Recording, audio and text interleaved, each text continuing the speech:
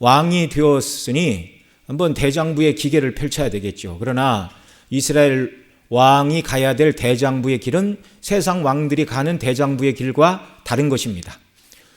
세상의 왕이라면 일반적으로 세상의 왕들은 대장부의 길에 대한 나름대로의 포부를 품을 수가 있죠. 자기 주변에 있는 모든 적국들을 다 정복을 하고 이제 전쟁을 종식시켜서 한번 대제국을 이루어봐야 되겠다. 그래서 정말 모든 땅을 다 내 땅으로 만들겠다. 뭐 이런 그런 포부를 품을 수도 있을 것입니다. 그런데 다윗이 솔로몬에게 말하고 있는 대장부가 되라는 말은 그런 의미가 아니었어요. 첫째는 대장부가 되라 그렇게 말한 다음에 여호와의 율법대로 행하라. 그러면 내 왕위가 영구할 것이다. 그렇게 말하고 있습니다. 여러분, 하나님을 경외하는 사람들의 대장부가 되라, 여장부가 되라. 추구해야 될 인생의 가장 첫 번째 목표는 하나님의 말씀대로 어떻게 하는 것이라고요? 순종하며 사는 것. 이거보다 더 큰 목표는 없는 줄 분명히 믿으시기 바랍니다. 그것만 하나님이 기뻐하시는 거예요. 그 다음에 이제 두 번째로 대장부가 되라고 얘기를 하고서 다윗이 솔로몬에게 요압과 시므이가 무지한 자가 아니니 그들이 편안히 죽도록 그렇게 해서는 안 된다. 다른 말로 얘기하면 불의한 자들 요압과 시므이에 대해서 공의로 판단을 해야 된다. 그것이 대장부의 길이다 이렇게 말하는 것입니다. 그것도 역시 하나님의 말씀에 비추어 옳고 그름과 시시비비를 따져야 되는 왕이 가야 될 일입니다. 그러니까 하나님의 백성들은 옳은 일한 사람들은 그 일에 대하여 인정하고 칭찬하고 격려를 해야 되고 또 그러지 못한 사람들에 대해서는 우리가 기도해주고 또 바른 길로 가도록 위로를 하는 그런 일이 있어야 됩니다. 왕이니까 이 솔로몬은 심판을 했죠. 심판하는 일은 누가 하십니까? 왕이 하는 일이에요. 왕이 하는 일. 우리 주 예수 그리스도께서 행하시는 일입니다. 그러니까 우리는 주변에 연약한 사람을 본다 할지라도 내가 왕이 아니니 그들을 공의로 심판하겠다 이런 생각을 우리는 할 필요가 없는 것이고 연약한 자를 위해서 기도하고 격려하고 그를 위해서 주께서 은혜 주시기를 간구하는 것이 우리가 가야 하는 길인 것입니다. 자, 그래서 이 두 가지를 예언을 했고 그런데 이제 앞 시간 우리가 25절까지 살펴본 내용에 의하면 다윗은 왕위를 노렸던 아도니아에 대해서는 어떤 얘기도 하지 않았죠. 아들끼리 다투고 죽이는 문제에 대해서 아버지 다윗이 뭐라고 말을 할 수 있었겠습니까? 그런데 솔로몬이 요압과 시므이에 대한 공의를 시행하기 이전에 하나님께서 그 아도니아의 시커먼 속내를 스스로 드러내도록 섭리하셨죠. 그게 무엇입니까? 수넴 여인 아비삭 곧 다윗이 늙어 몸이 차가울 때 다윗의 곁에서 몸을 따뜻하게 했던 그 여인을 아내로 달라고 그랬어요. 다윗이 그 여인과 동침하지 않았다 그렇게 말하지만 사람들이 볼 때는 후궁입니다. 그러니까 전 왕이 후궁을 달라.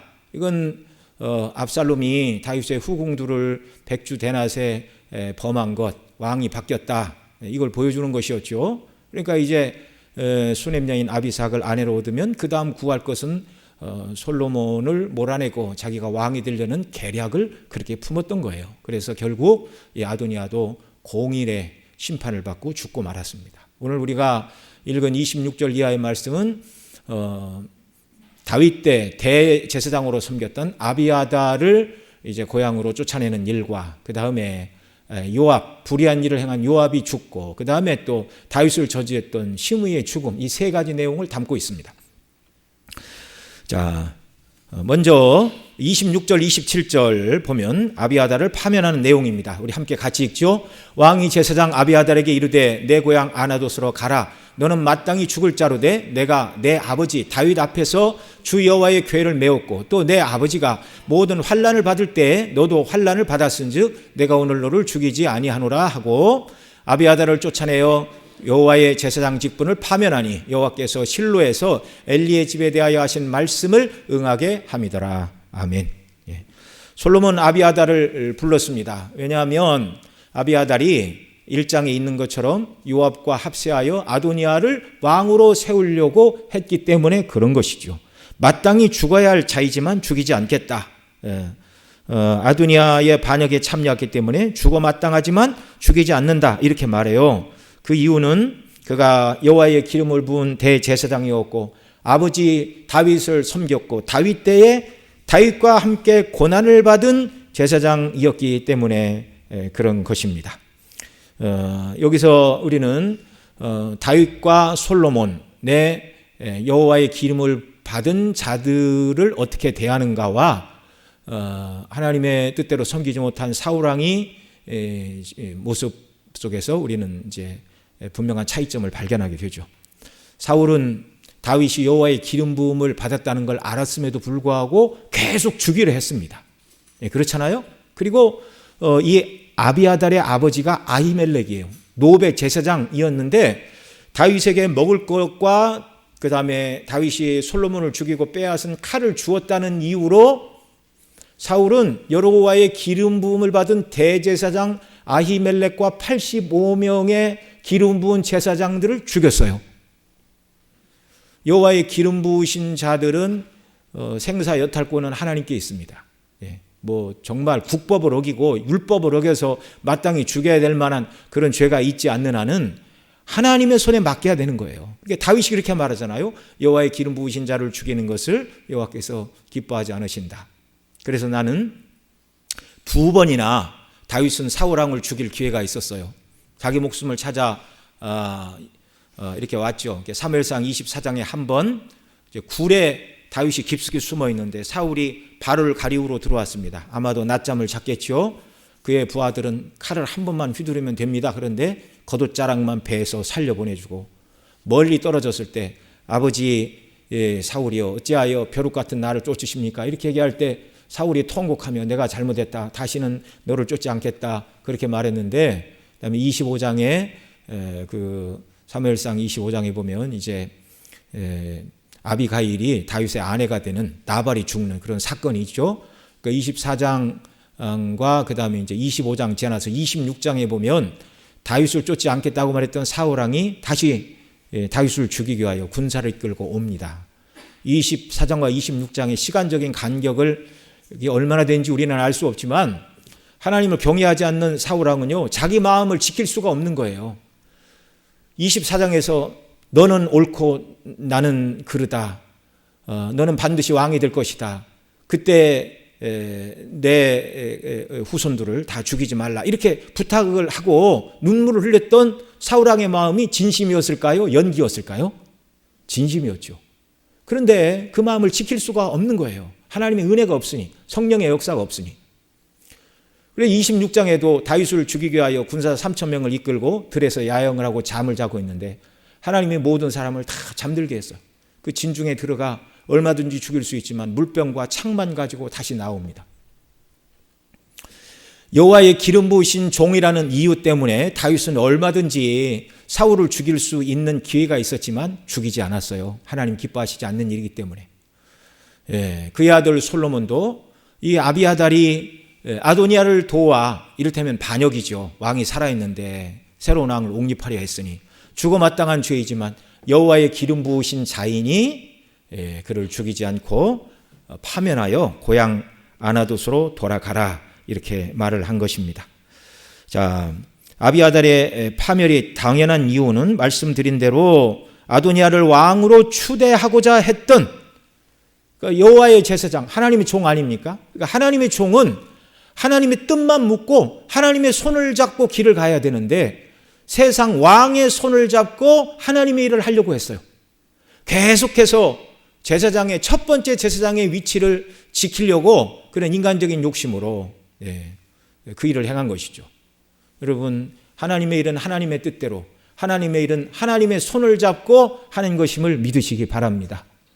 하나님의 일을 한다 하면서 하나님의 방식이 아닌 것을 의지하여 방법은 좀 그렇지만 목적은 선한 거야. 하나님이 기뻐하시는 일을 이루기 위해서 방법이 조금 부족해도 괜찮다. 그렇지 않습니다. 하나님은 그런 방법을 통해 일하시지 않습니다. 그런 방법을 통해 하나님은 영광받지 않으십니다. 하나님의 일은 하나님의 방식대로, 하나님의 일은 하나님의 뜻대로, 하나님의 일은 하나님의 손을 잡고 일을 하는 것입니다. 두 번째로 아도니아가 파면을 받아 파면을 당할 수밖에 없었던 이유는 27절에서 이렇게 말하죠. 아비아달을 쫓아내어 여호와의 제사장의 직분을 파면하니 여호와께서 실로에서 엘리의 집에 대하여 하신 말씀을 응하게 함이었더라. 이렇게 말씀하고 있습니다. 그러니까 여러분 사무엘상 1장 2장에 기록된 그 엘리 집안의 내용을 아시죠? 엘리 제사장 때 그 두 아들 홈니와 비느하스가 있었는데 그들은 불량자 여호와를 알지 아니하더라. 그러니까 믿음이 없는 사람이었어요. 사람들이 성전에 제사 드리러 제물을 끌고 오면 하나님 앞에 제물을 이렇게 기름은 태워드리고 나머지는 이제 삶아서 하나님 앞에 드리는데 하나님께 제사 드리기도 전에 새 깔쿠리로 찍어갖고 먼저 올라오는 좋은 고기를 제사를 지내기도 전에 먼저 먹었고, 그 다음에 구약시대는 생고기를 불에 구워 먹도록 하나님이 하시지 않았습니다. 그런데 생고기, 기름째 붙어있는 생고기, 오늘날 바베큐라고 그러죠. 예. 그 기름은 먹지 말라. 그 고기를, 기름째 있는 고기를 불에 구워서 이렇게 먹을 때 나는 그 고소한 기름의 향기, 이것을 이제 하나님이 우리처럼 코가 있어서 그 냄새를 맡으시고 고기를 드시는 분 아니시나 그 아름다운 것을 하나님이 받으시는 향기로운 제물이다. 그렇게 구약에서 표현을 하고 있잖아요. 그러니까 하나님께 바쳐진 제사 방식인데 생고기를 빼앗아서 구워 먹는 자기가 하나님 행세를 했습니다. 또 성전의 수종들은 여인들과 동침을 하는 하지 말아야 될 악을 홈니와 비느하스가 했는데 제사장 엘리가 이걸 막지 않았어요. 네. 하나님의 뜻보다 아들을 귀하게 여겼어요. 그래서 선지자를 통하여 하나님 말씀하시죠. 내 후손 가운데 노인이 없을 것이다. 홈니와 비느하스는 한날에 죽고 내 후손들은 이제 제사장을 못하고 빌어먹는 자들이 될 것이다. 그게 사무엘상 2장의 말씀입니다. 그런데 이제 사무엘상 14장 3절, 사무엘상 22장 9절에 보면 그 엘리와 오늘 본문에 파면되는 아비아달의 관계를 성경은 이렇게 말해요. 그래서 이 아비아달의 아버지가 누구라고 그랬지요? 아히멜렉. 다윗 때 그 다윗에게 칼을 주고 죽은 그 제사장이 아히멜렉이었습니다. 그리고 사무엘상 22장에 보면 아히멜렉의 아버지가 아히두비였고, 그 다음에 사무엘상 14장을 보면 아히두베의 아버지는 비느하스였고 비느하스의 아버지가 엘리였습니다. 그러니까 엘리, 비느하스, 아히둡, 아히멜렉, 그 다음에 아비아달.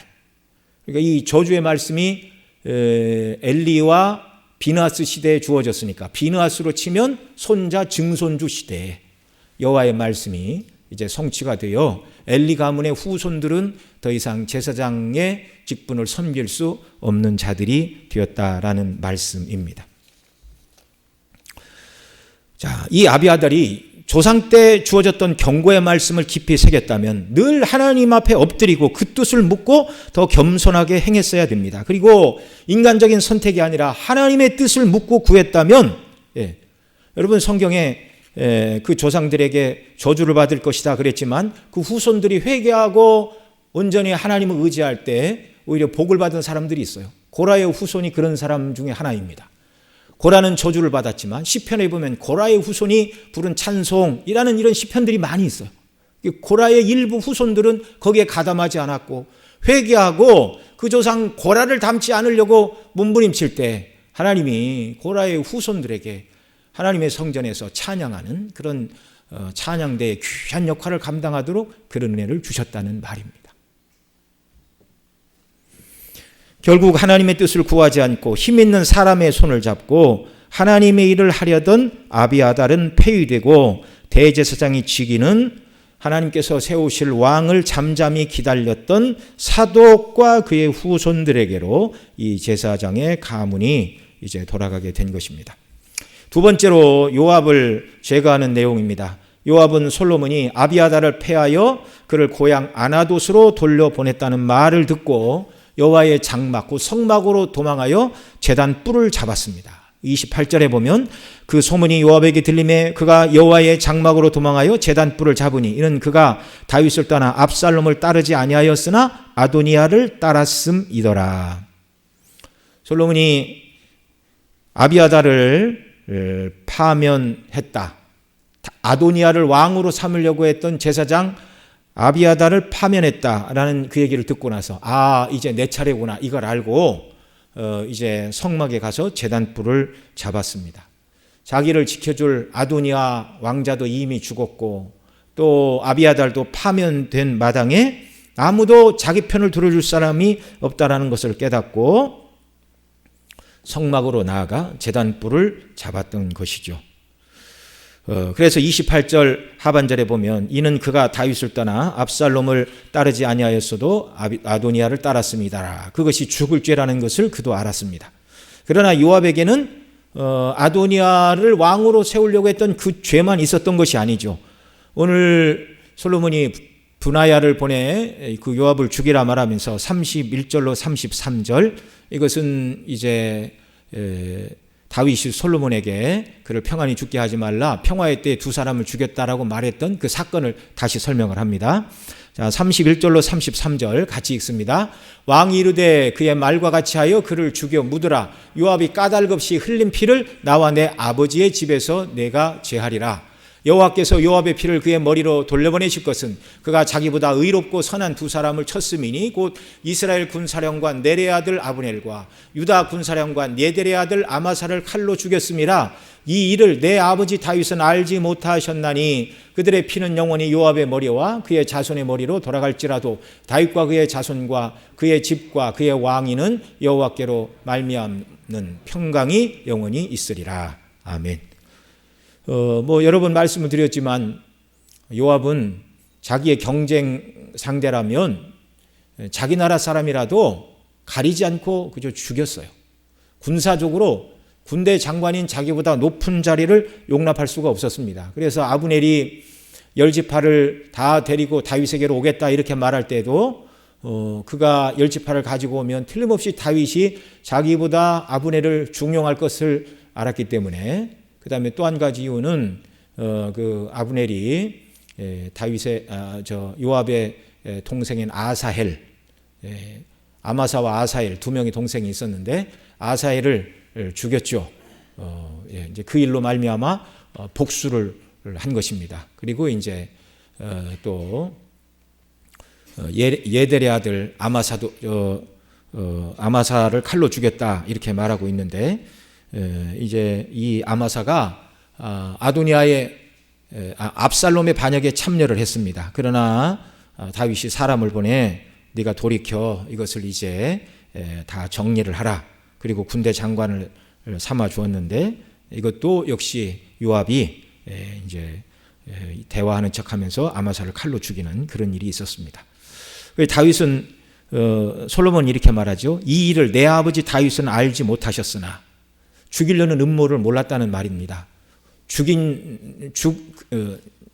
요압이 두 사람을 죽인 다음에 알았죠. 그러니까 죽이기 전에 다윗이 이 두 사람을 죽이려는 그 음모에 다윗은 참여하지 않았다 그 말입니다. 그래서 이런저런 죄들로 말미암아 요압은 죽어 마땅한 사람이었어요. 그런데 제단불을 잡았습니다. 무죄한 자가 제단불을 잡으면 효과가 있지만 죄 있는 자가 제단불을 잡아도 소용이 없는 것입니다. 그래서 솔로몬은 분하야를 보내 그를 제단에서 죽이라고 명한 것이죠. 요압은 용맹하고 세상적인 지혜가 있는 사람이었습니다. 그러나 자기 뜻에 반대되는 사람은 가차없이 제거하는 냉정한 사람, 그 일을 이룰 자기 마음에 품은 뜻을 이룰 힘과 나쁜 지혜가 있었으나 결국 그도 노년에 하나님의 공의의 심판을 받게 되었습니다. 아무도 이스라엘 위에서 큰 일을 행한 요압을 죽일 수 없다고 말하는 자가 아무도 없었어요.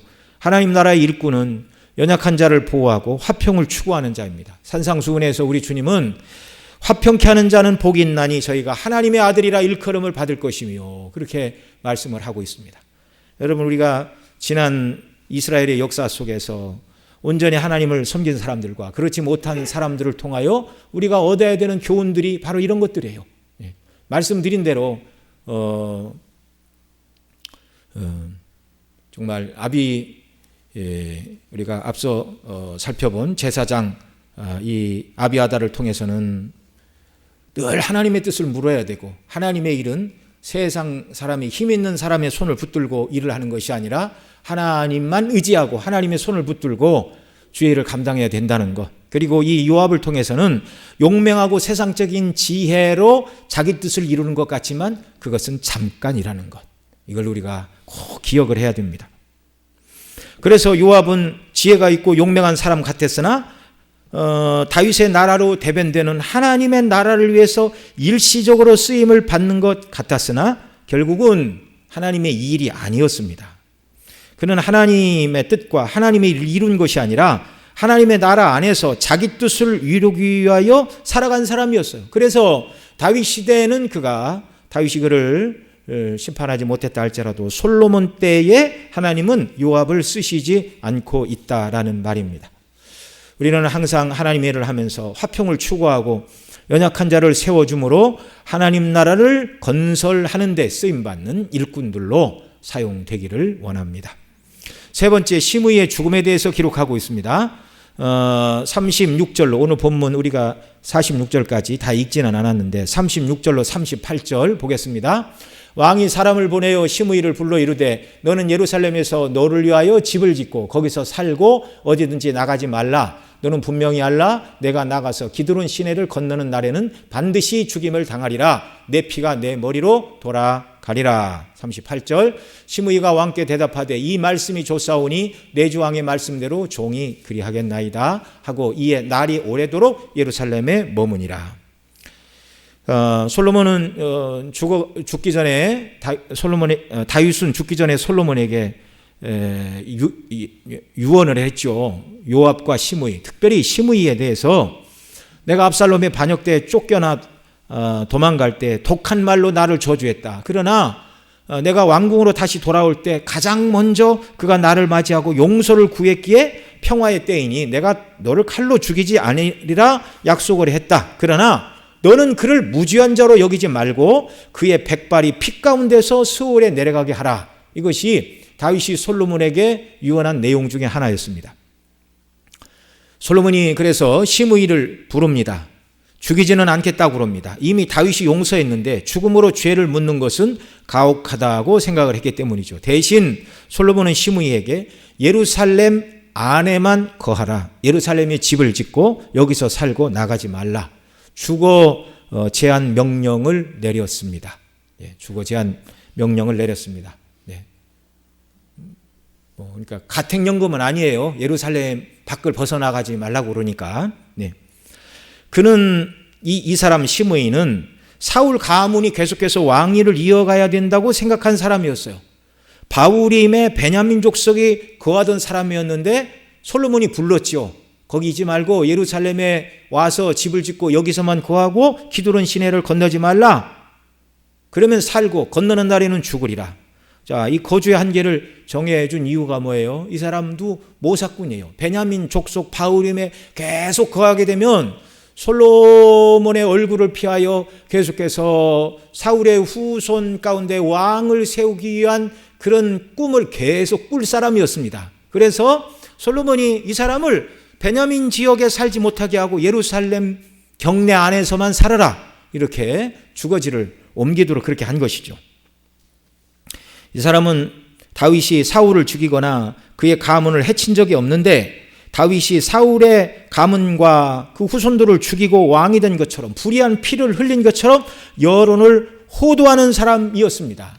이런 사람이 계속 살아있다면, 계속 이런 일을 행한다면 솔로몬의 왕국, 곧 하나님 나라는 큰 혼란을 맞이할 것입니다. 그래서 예루살렘에만 거주하라. 이렇게 거주의 한계를 정해준 것이죠. 솔로몬의 이 말에 시므이도 좋다고 대답을 했습니다. 이 말씀이 좋사오니 내 주 왕의 말씀대로 종이 그리하겠나이다 하고 이에 날이 오래도록 예루살렘에 머무니라. 그런데 이제 3년 후에 시므이가 왕과 약속을 저버리고 예루살렘을 벗어나는 일이 발생했습니다. 39절로 41절까지 한 절씩 또 있습니다. 3년 후에 시므이의 두 종이 가드 왕 마아가의 아들 아기스에게로 도망하여 간지라. 어떤 사람이 시므이에게 말하여 이르되 당신의 종이 가드에 있나이다. 시므이가 그 종을 찾으려고 일어나 그의 나귀의 안장을 씌우고 가드로 가서 아기스에게 나아가 그의 종을 가드에서 데려왔더니 시므이가 예루살렘에서부터 가드에 갔다가 돌아온 일을 어떤 사람이 솔로몬에게 말한지라. 자, 여기까지요. 네. 자, 시므이는 도망친 종이 가드에 있다는 소식을 듣고 나귀의 안장을 지우고 가드왕 아기스에게 가서 그 종들을 데리고 왔습니다. 노예를 주인의 재산으로 여기던 고대 시대에 도망친 노예를 찾는 것은 당연한 일이었습니다. 예. 우리나라도 도망친 노비를 잡는 것을 직업으로 하는 사람들이 있었죠. 그들을 이제 추노꾼이다 그렇게 얘기를 합니다. 추격한다, 노비를 추적한다 그래서 이제 추노꾼 그렇게 말을 하죠. 끝까지 쫓아가서 잡아와 심하게 처벌하는 것이 당시 관례였습니다. 왜냐하면 그렇게 해야 다른 종들이 감히 도망칠 생각을 하지 못했기 때문입니다. 시므이는 아무도 모르게 살짝 다녀오면 될 줄로 알았는데 세상에 비밀은 없죠. 낱말은 새가 듣고 반말은 쥐가 듣는다는 말이 그 시대나 이 시대나 똑같은 것입니다. 이 소식이 솔로몬에게도 전달이 되었어요. 42절로 46절 또 한 절씩 읽습니다. 왕이 사람을 보내어 시므이를 불러서 이르되 내가 너에게 여호와를 두고 맹세하게 하고 경고하여 이르기를 너는 분명히 알라 내가 밖으로 나가서 어디든지 가는 날에는 죽임을 당하리라 하지 아니하였느냐. 너도 내게 말하기를 내가 들은 말씀이 좋으니이다 하였거늘 내가 어찌하여 여호와를 두고 한 맹세와 내가 내게 이른 명령을 지키지 아니하였느냐. 왕이 또 시므이에게 이르되 내가 내 마음으로 아는 모든 악 곧 내 아버지에게 행한 바를 내가 스스로 아나니 여호와께서 내 악을 내 머리로 돌려 보내시리라. 그러나 솔로몬 왕은 복을 받고 다윗의 왕위는 영원히 여호와 앞에서 견고히 서리라 하고 46절 같이 읽습니다. 여호야다의 아들 분하에게 명령하며 그가 나가서 시므이를 치니 그가 죽은지라 이에 나라가 솔로몬의 손에서 견고하여 지니라. 아멘. 예루살렘 밖을 벗어난 시므이를 불러 솔로몬이 왜 나갔느냐 이렇게 물을 때 시므이는 할 말이 없었습니다. 그는 자신에게 큰 죄를 지었고 솔로몬의 손에 죽어도 할 말이 없고 다윗의 손에 죽든지 솔로몬의 손에 죽든지 해도 불만을 나타낼 수가 없었어요. 그런데 솔로몬이 불러 조건부로 용서를 받았습니다. 주거의 제한을 받고 예루살렘 안에만 거하면 산다. 기드론 시내를 건너가면 죽는다. 그런데 두 명의 종이 도망치자 이 사실을 마음에 두지 않고 예루살렘을 벗어나 가드에 다녀왔습니다. 이 사람 시므이는요, 비유적으로 말하면 마태복음 18장에 나오는 1만 달란트 빚진 종과 같은 사람이었어요. 갚을 길이 없어서 왕에게 1만 달란트 빚진 종이 용서해 주십시오. 갚고자 애를 쓰겠습니다. 그렇게 이야기하자 왕이 1만 달란트를 탕감해 주었습니다. 어마어마한 돈, 이건 갚을 수 있는 금액이 아니라고 말씀을 드렸죠. 그런데 왕에게 1만 달란트 탕감을 받은 이 왕의 종이 왕 앞에서 물러나와 자기 동관, 자기 동무를 만났습니다. 근데 그 사람은 자기한테 100데나리온을 빚졌어요. 그런데 1만 달란트 빚지고 나서 100데나리온 빚진 자기 친구를 붙들고 왜 빚을 안 갚냐고 닥달을 옥에 가두었어요. 이 이야기를 왕이 듣자 1만 달란트 빚진 종을 다시 부릅니다. 1만 달란트를 탕감받았으면 100데나리온 빚진 것을 용서해 주어야 마땅합니까? 그걸 받아야 됩니까? 용서해 줘야죠. 용서해 줘야죠. 말할 필요가 뭐가 있습니까? 내가 받은 은혜가 하늘과 같은 은혜인데 손바닥만한 빚을 졌다고 빚을 갚으라고 얘기를 하면 이건 안 되는 거예요. 자기가 다윗에게 지은 죄, 그 죄가 죄권으로 용서를 받았는데 이 경내 안에 거해야 목숨을 부지할 수 있다. 예루살렘 경내 안에 있어야 목숨을 부지할 수 있다라는 말을 들었음에도 불구하고 이 시므이는 도망친 종을 잡아와 본때를 보이고 공의를 시행해야 한다. 자기의 명예와 재산에 손해를 막아보겠다는 생각을 하고 왕의 명령을 어긴 것입니다. 자기가 더 큰 용서를 받았는데 다른 사람을 보내든가 또 종 두 사람을 잃어버려도 왕의 명령을 지키는 게 훨씬 더 중요한 일이었죠. 더군다나 솔로몬은 이 일에 대하여 내 명령만을 어긴 것이 아니라 이 일을 두고 너와 내가 여호와 앞에 맹세한 일이다. 여호와 앞에서 행한 맹세를 저버리는 일이다. 이렇게 말하고 있어요. 살려주는 것을 조건으로 예루살렘을 떠나지 않고로 솔로몬과 시므이가 하나님 앞에서 맹세를 했다는 것입니다. 그 43절이죠. 내가 어찌하여 여호와를 두고 한 맹세와 내가 내게 이른 명령을 지키지 아니하였느냐. 두 가지 죄를 범한 거예요. 시므이는 하나님 앞에서 예루살렘을 떠나지 않고 왕의 명령대로 행하겠다라고 한 맹세를 어겼고, 그 다음에 떠나면 죽는다고 경고한 왕의 명령을 어겼고. 여러분, 성도는요, 하나님 앞에서 행한 맹세는 당장 나에게 손해가 나는 것처럼 느껴져도 그 맹세를 지켜야 되는 줄 믿으시기 바랍니다. 이게 신구약 성경에 가르치는 교훈이에요. 교훈이에요. 내가 하나님 앞에서 이렇게 살겠습니다. 주신 은혜에 비추어 이렇게 행하겠습니다라고 결심하고 행한 맹세는 그걸 지킬 때 하나님이 기뻐하시는 거예요.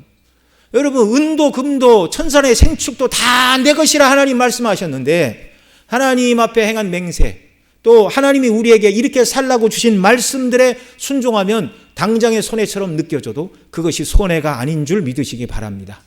하나님의 손은 짧아진 적이 없어요. 이렇게 할 때 우리를 통하여 하나님 나라가 견고히 세워져 가는 줄 믿으시기 바랍니다. 하나님의 나라는 내 마음속에서 기회주의적인 태도를 버릴 때, 당장은 해로운 것 같아도 온전히 하나님 앞에서 해야 될 일을 믿음으로 감당할 때 하나님의 영광을 받으시고 우리를 통하여 주의 나라가 세워져 가는 줄 믿으시기 바랍니다. 결론이 뭐예요? 이에 나라가 솔로몬의 손에 견고하여 지니라.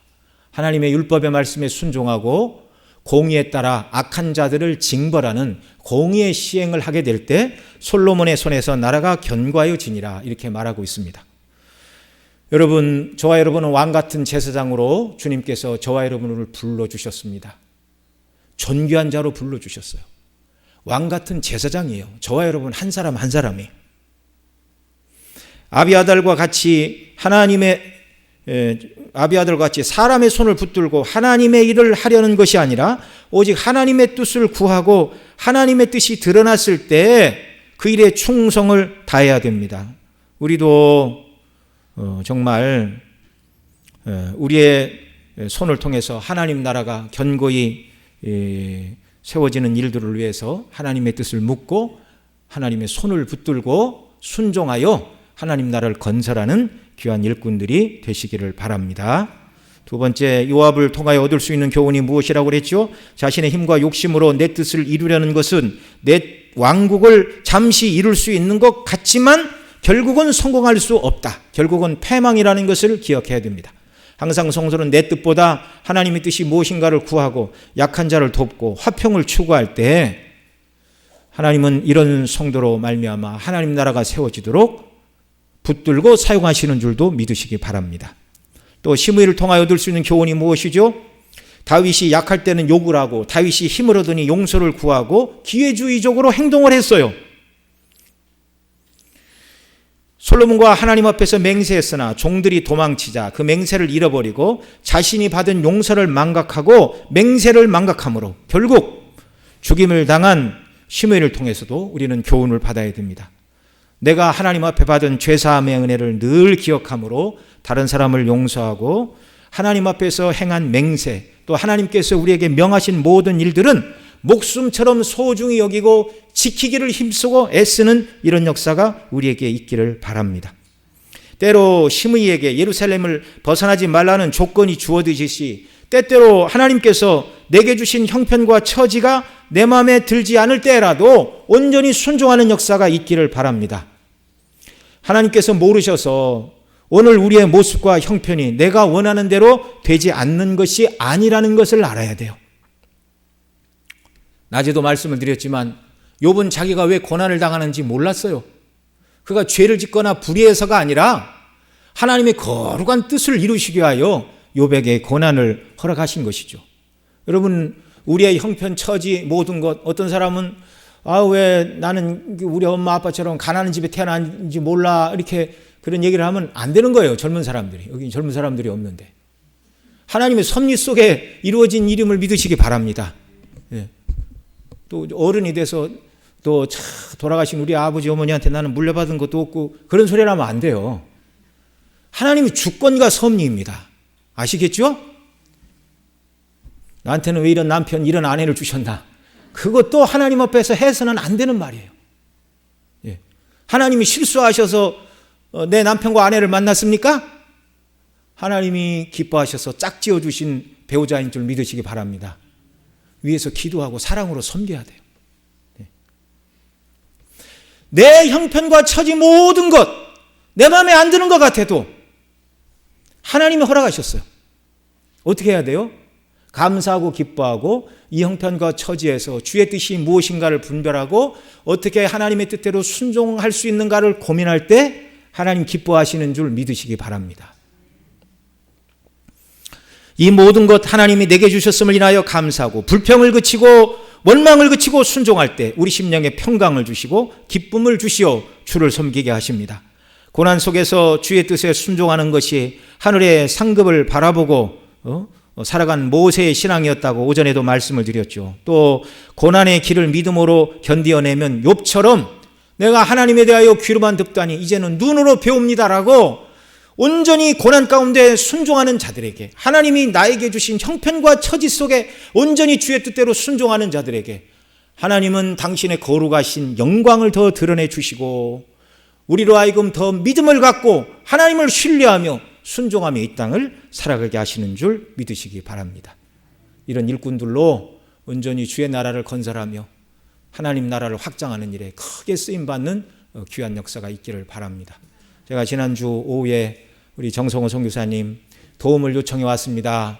그 사도 바울이 드로아에서 이렇게 기도할 때 마케도냐 사람들이 건너와 우리를 도우라. 이건 명백한 성령의 인도하심 가운데 도우라는 표지이죠. 이 말씀을 드렸더니 여러분들이 넘치도록 이렇게 헌금을 하시고 또 이 일에 협력을 하고 있는데 여러분 이 모든 것들도 작은 일 같지만 하나님 나라를 확장하고 세워가는 하나의 방편인 줄 믿으시기 바랍니다. 정말 하나님께서 우리 교회를 통하여 정말 넘치도록 이 하나님 나라를 건설하는 일을 크게 감당하도록 은혜 주시기를 원합니다. 아멘 하셨죠? 교회를 통하여 이 일을 이루신다는 것은 결국 교회를 구성하는 우리를 통하여 하나님이 그 일을 이루시기를 기뻐하신다는 거예요. 네.